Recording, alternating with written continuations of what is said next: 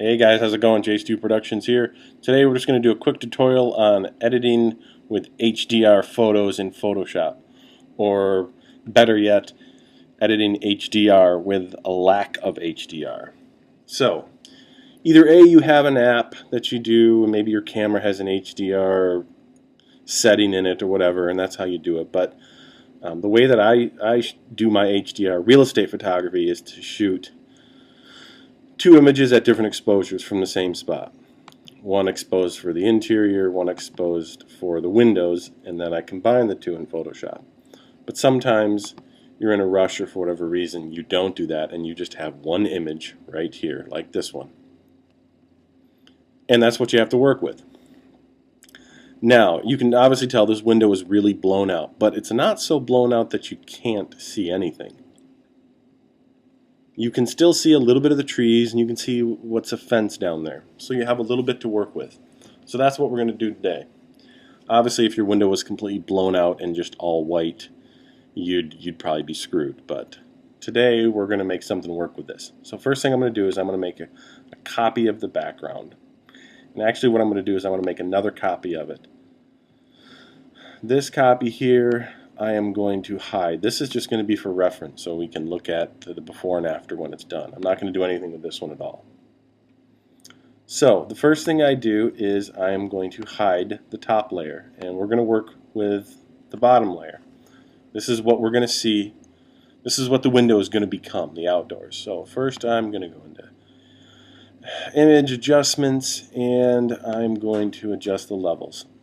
Now, you know, this is a quick fix. It's not going to be perfect, but it's something to work with. I'm going to bring this down quite a bit. And you can start to see some of the outside, some of the trees coming through there. I'm going to go into my curves, and I'm going to bring the highlights down a little bit. Okay.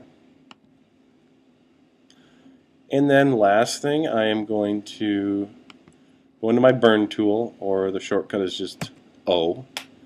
Make sure I have my midtone set. I'll have my exposure right around 40. And I'm just going to paint over this, and it's going to kind of bring out those branches and those leaves a little bit more. Don't worry about getting it on the walls because you're not going to use the walls from this image. And there we go. So now you can obviously see, if I turn this layer back on, switch between the two, we've come a long ways here. Now, actually, the last thing that I'm going to do is I'm going to go under Image, and there's probably a million ways to do this. This is the way that I like to do it when I'm in a rush. I'm going to go into Saturation. I'm going to go down to my greens, and I'm going to change the hue a little bit. It's a little cold. It looks a little not quite warm enough. And I want to bring the greens up. And I'm going to bump the saturation up on that a bit. Kind of really get that green to pop. So if you look at the difference, just a subtle difference, but it helps. So there's our window. So now I'm going to turn the top layer back on. Make sure that the top layer is now selected.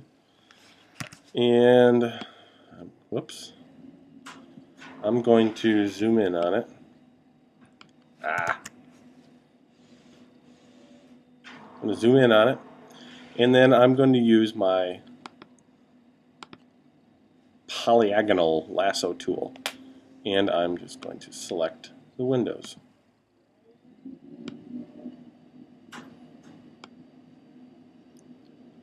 Okay, so there's one. If I hold down the Shift key, click again, I can start another selection box, which is really handy if you do a lot of this like I do.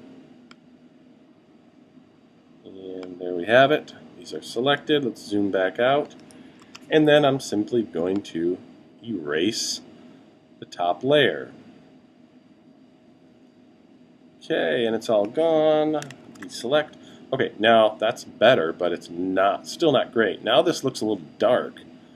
So let's go back in and let's pull up our levels. And sure enough, look at the highlights need to come way up. So I'm going to drag those up to a little bit better spot. See if we do the preview on and off. Much better, much better. Actually, it looks like outdoors now. So there you have it. I can also, now that I'm just looking at it, I'm going to go back into my levels and adjust the inside a little bit.